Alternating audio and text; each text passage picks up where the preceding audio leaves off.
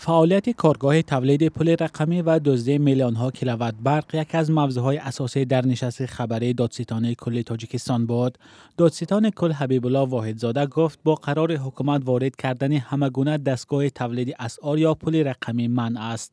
ولی با هر راه و واسطه‌های غیر قانونی، با راه قاچاق، همین واسطه‌ها از جانب شهروندان وارد کرده شده، با استفاده متخصصان پنهانی پیوست کرده شده از نیروی برق، یعنی غیر قانونی استفاده میبرند.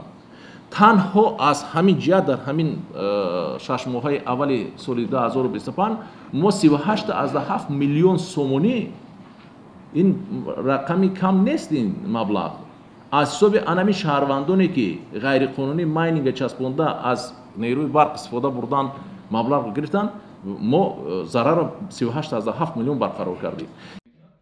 دادستان کل درباره تحقیق پرونده این افراد تنها همین قدر گفت: اویدی این حالت ما 4-5 پرونده جنایتی آغاز شده داریم. تفتیشات اویدی این حادثه ادامه دارند. گپ در سر اون است که در بعضی جاها همین اون چیزی که گفتم که ماینینگ فرماهای ماینینگ میگه شمارش کمتر است، در بعضیش زیادتر است. مثلا یک تاش ممکن 3-4 تا داشته باشد، ممکن دیگرش 1000 تا دارد، 2000 تا دارد. طبق اطلاع دریافته رادیوی آزادی، یکی از کارخانه‌های تولید اسعار یا پول رقمی در ناحیه جلال‌الدین بلخی در ولایت ختلان آشکار شده است. به اطلاع یک منبع آگاه از پرونده، این کارگاه در بینای یک فرم یا مکان پرورش چاروا پنهانی نصب شده است. مفتشان دادستانی 2 صاحب این کارگاه تولید اسعار رقمی را به دزدی برق به مقدار زیاده از 43 میلیون سومان متهم کردند. نظر این افراد و یا نزدیکانشان به قضیه معلوم نیست.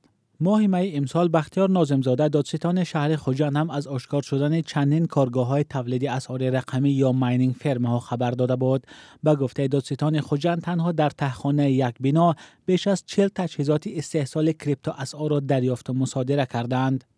کریپتووالیوت یا اسعار رقمی در تاجیکستان رسما اعتراف نشده است، چون به گفته مقامات داد و گرفت طریق این اسعار مجازی به طور پنهانی و یا آنونیمی صورت میگیرد و نظارت لازم از بالای آن وجود ندارد.